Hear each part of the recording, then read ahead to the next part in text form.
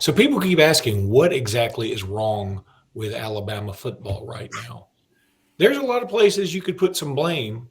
Number one, though, it's not that big of a deal. Alabama's only lost 2 games. We'll talk about that. But also, if you're going to blame something, let's dig a little deeper into it. Locked On Bama, your daily podcast on the Alabama Crimson Tide. Part of the Locked On Podcast Network, your team every day.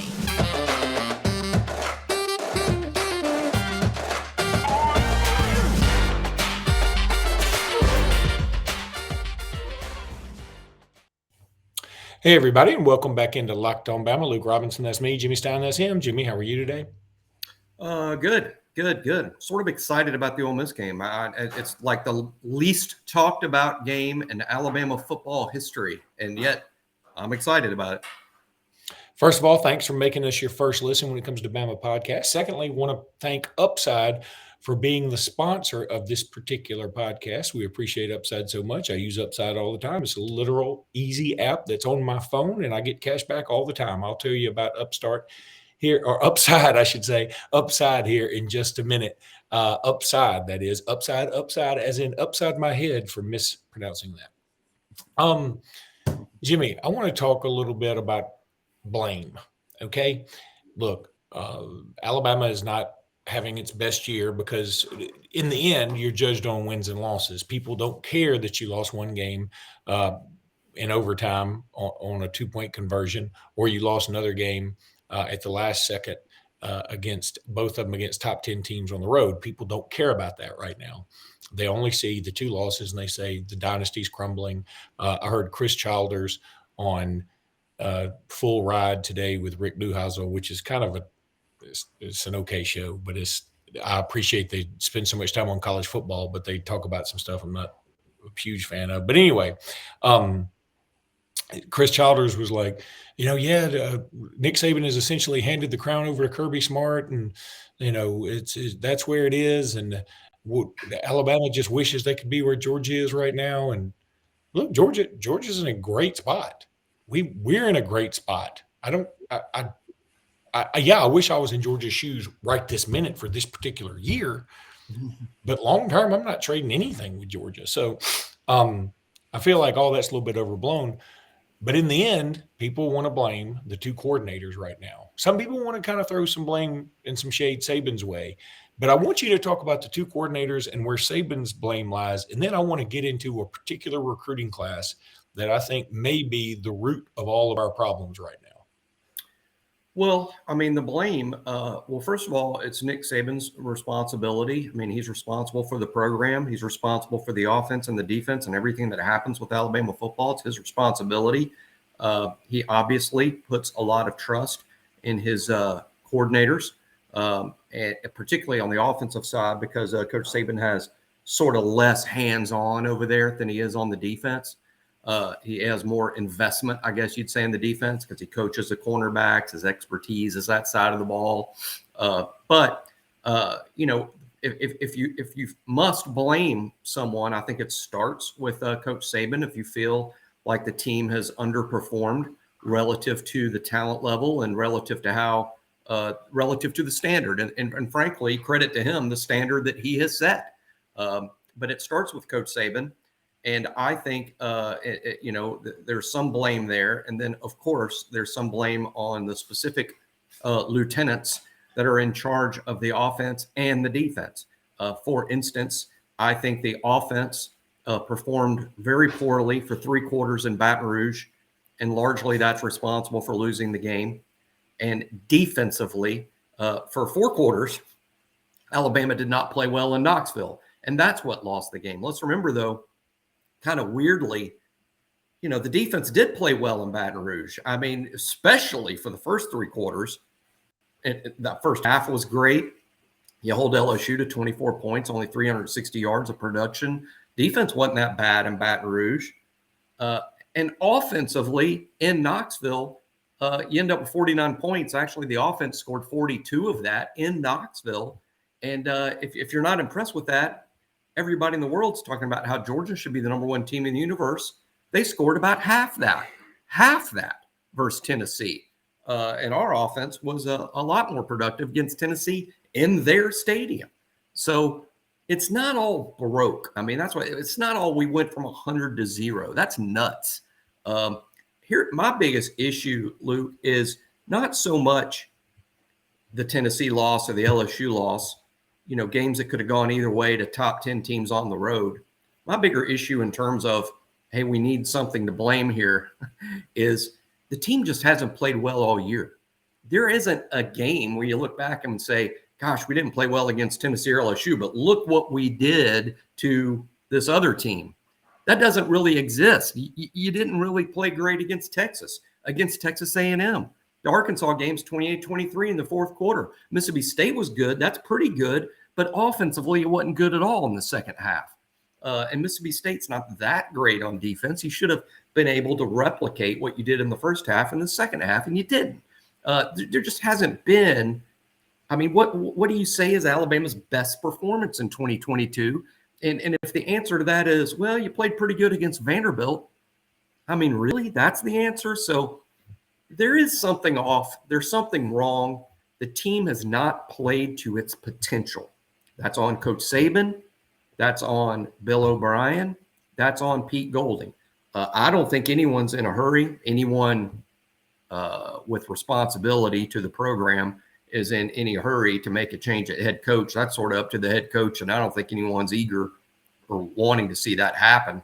So the next thing is maybe changes at coordinator. Well, my guess, Luke, and I'm guessing, this isn't scoop, this is guessing, although I do spend some time talking to people who have scoop, just putting all of it together. But really my guess is that Bill O'Brien won't be back. I think he'll be either in the NFL as an OC or in college as a head coach somewhere else.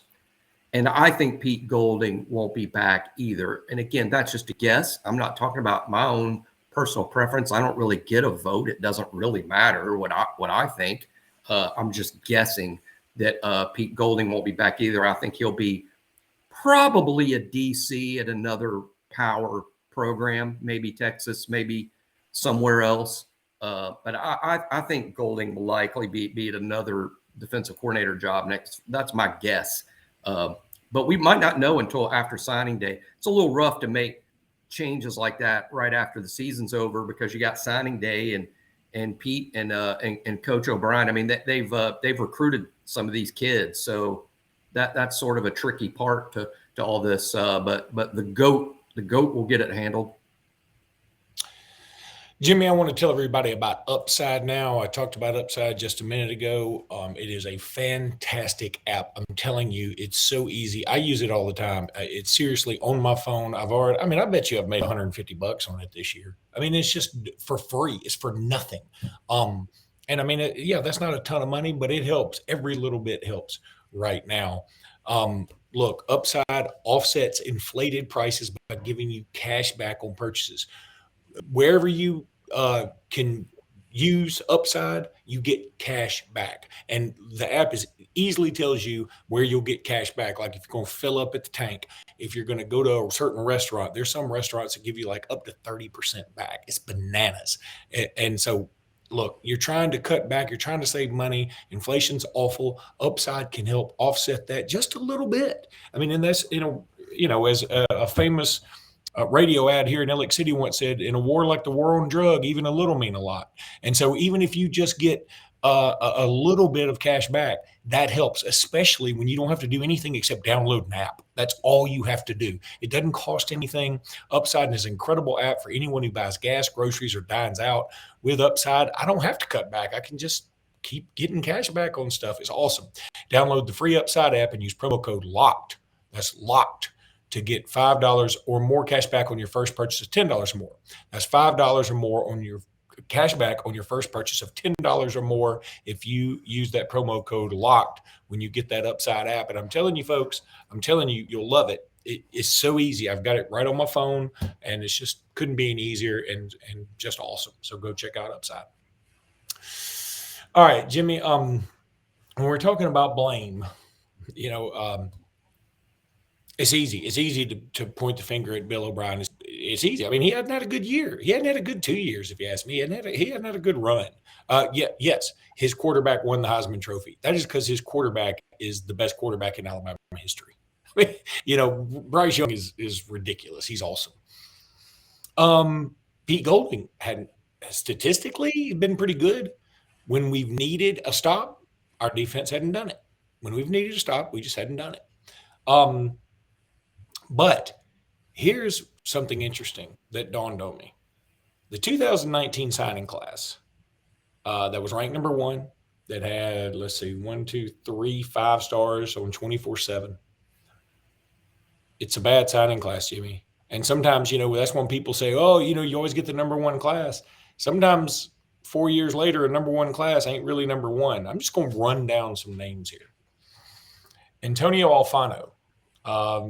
Obviously, everybody knows his story. He's left Alabama, left Colorado. I have no idea where he is right now. He was dealing with some other mental health stuff. I think he left not of his own accord. I don't know this, so I'm probably spreading misinformation here. Nobody warrant this. Somebody Google this or somebody can tweet. I think he left Last Chance U.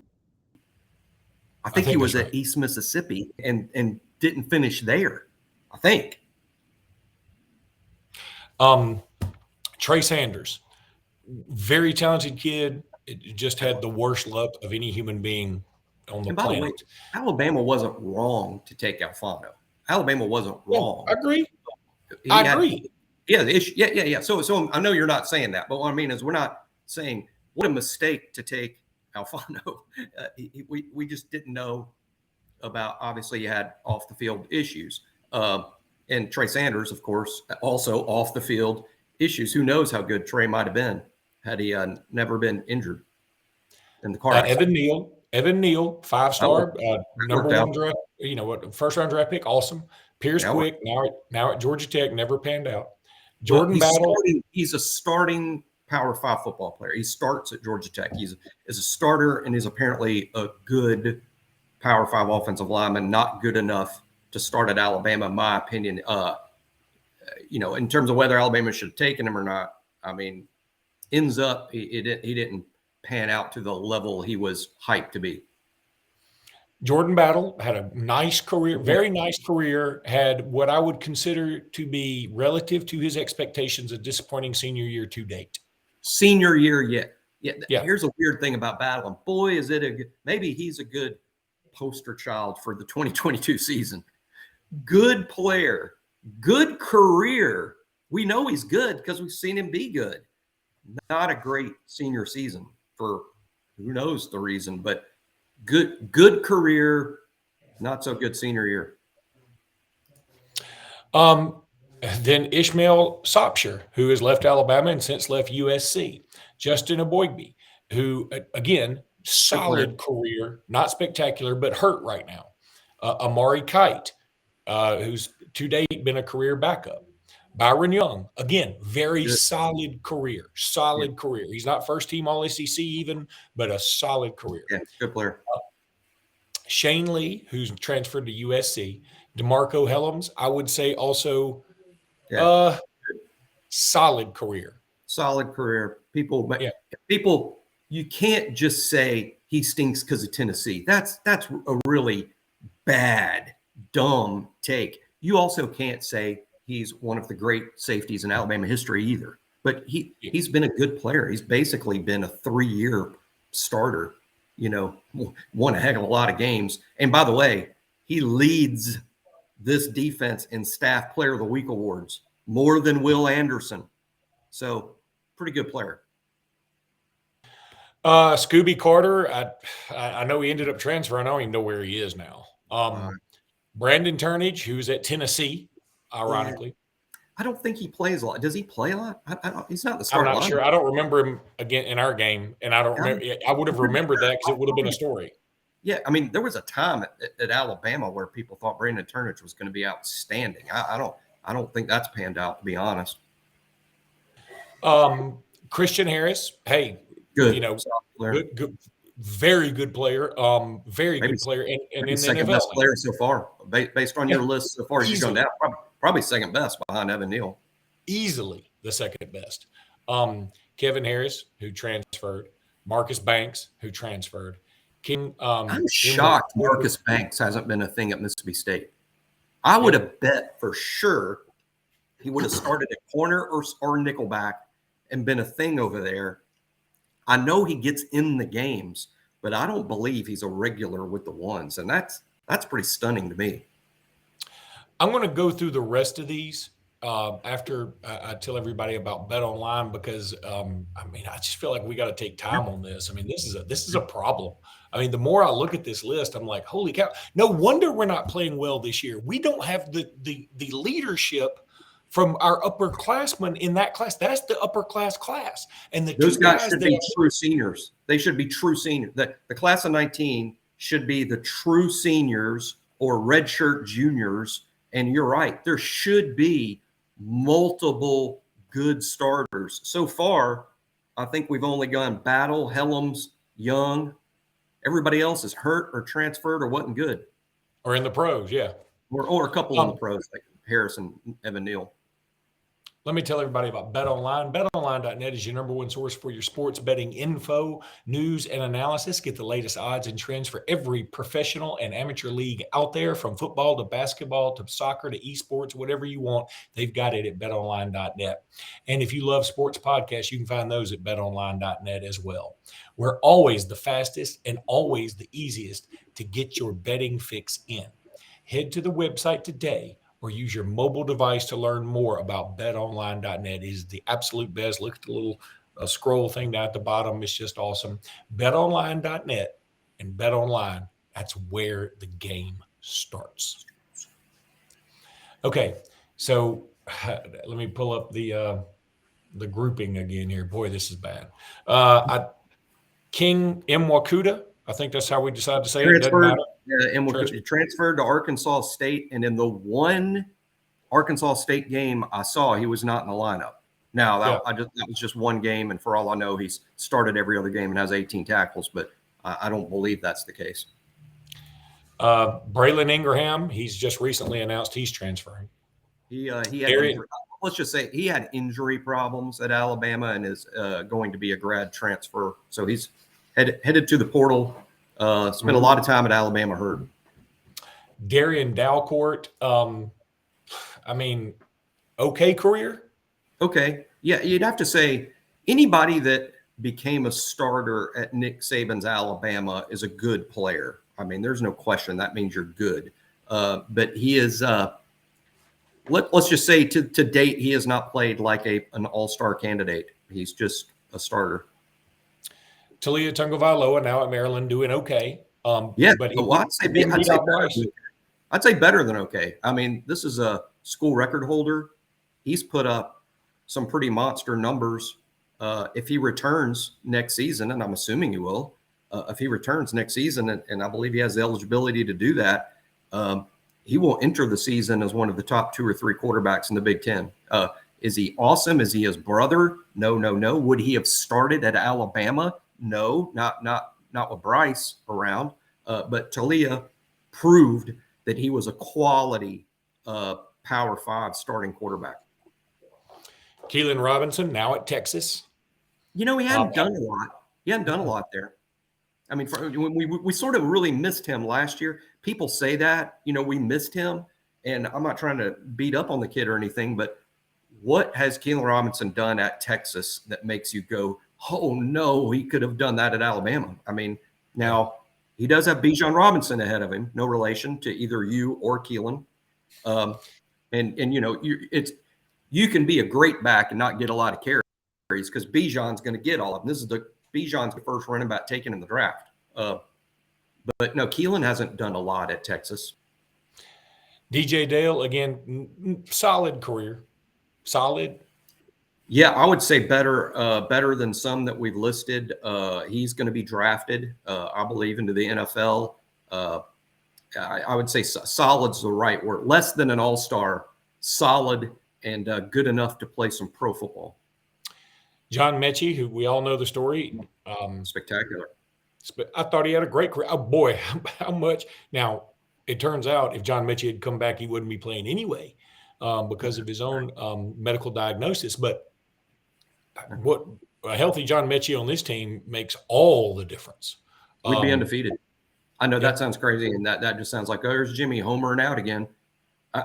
We'd be undefeated. We wouldn't have lost a game if we had Mechie. A healthy Mechie, we'd be 9-0. This has nothing to do with what we're talking about, but what if Jordan Addison had come here? I think we'd be 9-0. Yes. Okay. Tanner Bowles, honest to God, Jimmy, I don't even know what the story is here. He's just never risen to the level of first or second team. But I'll give the kid this. He's been there all 4 years. He's worked hard. He's tried. He's played multiple spots.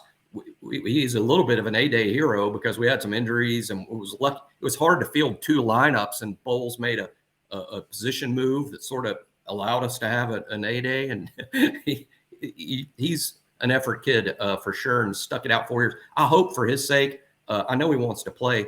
I hope he gets his Alabama degree and transfers to a place next season where he can start and play because he deserves to get on the field and get some accolades.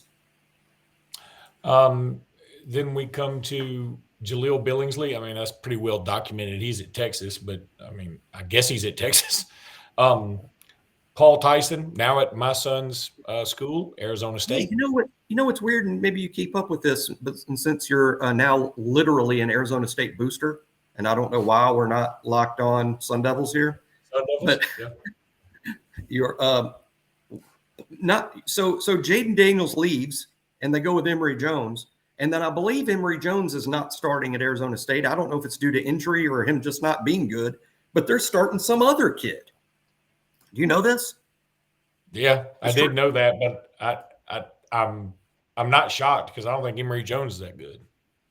No, I mean, I get that. And I'm just saying, gosh, I mean, Paul's still, I mean, so he must be pretty down their depth chart because it's not just, well, they went with Emory over Paul.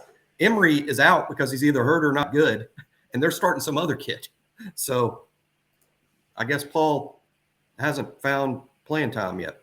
No, it's not a great situation. But and then we come to Will Reichert, who, I mean, you could make the argument Will Reichert he's definitely, you could make the argument he's number 2. I'd probably say he's more like number 3, but he's probably number 2. Yeah, Evan Neal, Reichert, Christian Harris. Christian Harris. Mechie. I'd put Mechie ahead of Harris in terms of impact at Alabama. Agreed. I might even put Mechie too. Yeah, I'll go Neal, Reichert, Mechie, Harris. Battle, you'd still but pretty high despite this season. Helms is up there. Now you also have to throw in Landon Dickerson as a transfer, but I never know. It's philosophical to me about, are those guys in a recruiting class? I mean, some people will insist that they are, and you do have to recruit them. To me, it's just such apples and oranges in such a different situation. But obviously, Landon Dickerson is one of our great transfer portal signs ever. Jimmy, at best, what I'm saying about this whole thing, at best, in terms of true, I mean, let's set the baseline at solid contributors. You got Reichert, you got Mechie, you got DJ Dale, I'm going to include Dalcourt. Yeah. I'm going to include him, but I feel like I'm cheating a little bit. Christian Harris, Helms, Byron Young. I'm going to include a Boygby, but it's, again. Yeah, I agree. That's a stretch. And Evan Neal. That's 9 out of 27 signees. Now, I'm not including Dickerson and Kobayashi because they sort of wash each other out.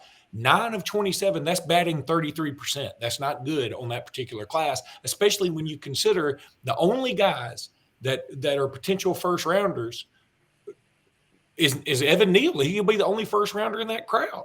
Mechie might have been a completely healthy. Mechie might have been a first round pick, and Reichert's not going to be drafted first round because kickers get terrible treatment by the NFL in general, but certainly in the draft. It's true that in retrospect, the 2019 class, I wouldn't call it a disaster, but it's borderline disastrous. And secondly, it explains. It does go away in explaining this season because the 19 guys, they should be the reason the 2022 team is good. It should be the 19 class and the 20 class. as to why this team is good. The seniors and the juniors, and heck, some of the 20 guys are even redshirt sophomores, and they shouldn't even count. But I'm just saying the 19 class, they should be responsible for 2022. And that might have been the truest thing I've said this year. Yeah, there's no doubt about it. This trip down signing class memory lane gives me a headache. But I think now, it's like before noon, and I got a drink. And it's all revisionist in the sense that, in the summer we're like, oh, this guy's so good, and it doesn't matter, and reload instead of rebuild and blah, blah, blah. But in the end, usually, not always, you don't always have to have it, but usually senior leadership matters. Upper class, I should say, not necessarily senior, but it could be in this case a COVID senior. It could be in this case, a redshirt junior, whatever. But an upperclassman matters. An upper class leadership matters. And we just don't have it. We just don't have it out of that crowd. And the crowd that would be giving it is either injured and most likely out for the year in a Boygby, Trey Sanders, or they're already in the pros, or they're a kicker. And what stood out to me, kicker's not going to be your leader. I don't want to go back and name names, although people can name them themselves, but there was 3 or 4 names that all had, let's just call it, off the field issues that made them total non-contributors at Alabama. And these were kids with enormous upside and potential that were sort of bell cows of the class, and we got nothing from them. And again, whose fault is that? Hey, sometimes it is nobody's fault. Sometimes it's not blame this or blame that. I'm not blaming Alabama for taking them. I'm not blaming the kid for having problems. I'm not blaming anything other than luck. Sometimes you have good luck, and sometimes you have bad luck. And there is some bad luck in there in terms of, again, off the top of my head, and I don't have the list in front of me. I'm just going about, there's 1, 2, at least 3, if not 4, even the Trey Sanders deal. And gosh, there's some, what terrible, terrible luck, not for Alabama, but for Trey, who clearly had Sunday talent. And maybe he can put it all together. He's another guy, just myself personally.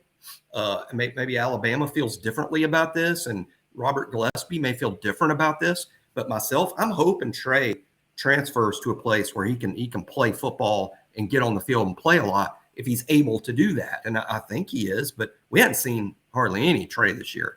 And, I hope he gets to play somewhere next season, or he retires from football and has a great plan for the rest of his life. But gosh, what a horrible luck that was for Trey specifically, and secondarily for Alabama.